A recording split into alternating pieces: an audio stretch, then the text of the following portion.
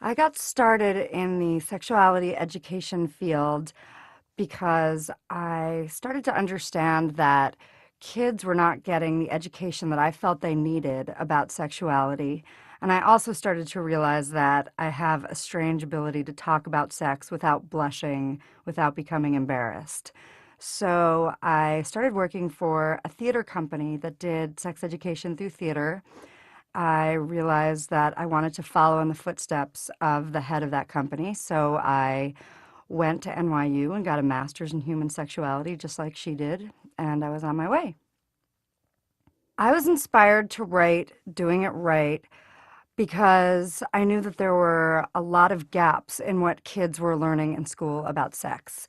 They were taught in many programs just not to have sex. They were given abstinence only sexuality education programs. And I know that there's a lot of information that kids need in order to make smart choices about what they do sexually. I think this book is different from other books about sexuality in that I don't shy away from talking about sexual pleasure. I talk about all the important stuff like birth control and STDs and how to make smart decisions. And I cover the issue of sexual orientation and gender orientation. But I also talk about masturbation and orgasms because I think knowing about sexual pleasure is a part of knowing about sex. I wanted to write a book where if you were male or female, gay or straight, and you were reading the book, you would feel like I was talking directly to you. And that meant that it was really difficult to figure out what to do with pronouns and figure out examples to use that didn't exclude anybody. So it was a little ambitious to write a book that spoke to everybody, but I really wanted mine too. That was my biggest challenge, I think, as I was writing. One of my most important goals in writing this book was to give extensive information about sexual orientation and gender orientation. I think it's really easy if you're facing a situation where you think you might be gay or lesbian, or you think your gender might not match the gender you were assigned when you were a kid. I think you can feel really lonely. And I think the more information that's out there, the easier it's going to be for kids to go through adolescence with those experiences. I also think that kids who aren't facing those experiences also need to know information about those topics because they can be more supportive peers. And I think as time goes on, we're going to face a situation where kids are realizing younger and younger that while they were assigned the gender of boy, they feel like a girl or vice versa. And I think as a society, we're going to have to deal with that. So I hope that this book gives people, kids, educators, parents, the tools they need to deal with that situation. I think this is a book that could be important at any point in time, but I think it's especially useful now when HIV is a threat. I think that's a threat that kids are facing today that nobody else has ever faced in the past. And I think kids are starting to know about sex younger and younger as the years go by. So I think it is in a way more important now than ever, but I think it's something that could have been useful to kids throughout time. I think it's incredibly important that parents talk to their kids about sexuality as they're growing up, from the time they're young, that they answer their questions honestly, that they make themselves knowledgeable about sexuality so that they can offer their kids the information that they need as they're growing up. I think that we shouldn't leave it to parents. I think that's what school is for. School is there to teach you what you need to know as you're growing up. But parents can be a great source of information to their kids. They can fill in the gaps if their kids aren't learning enough about sex in school. And they're important in terms of passing down values to their kids. I think it's okay for parents to say, I think you're very young and I think it's important for you to wait until you have sex.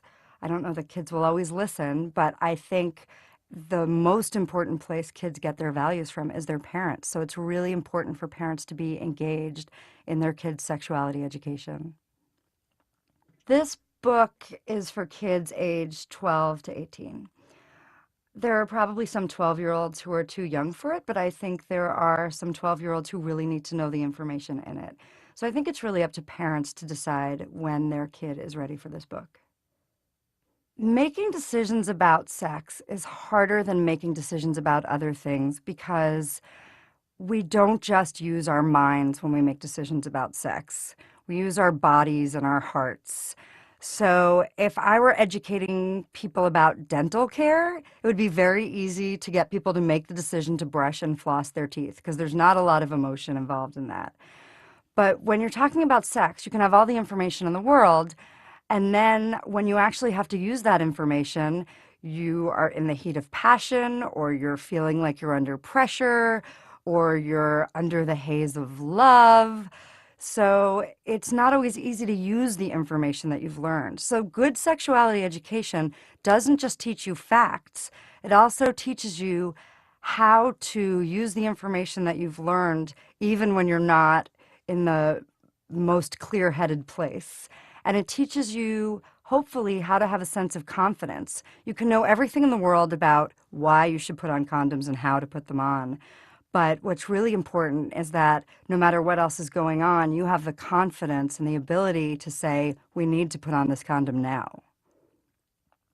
Abstinence only education, I feel, is a really dangerous thing to give to kids in schools. And the reason is that there are studies that show that whatever kind of sex education you give to kids, whether it's abstinence only, which tells kids don't have sex until you're married, or comprehensive education, which tells kids that abstinence is great, but it also tells them how to use condoms and methods of birth control and how to prevent STDs and all that other good stuff.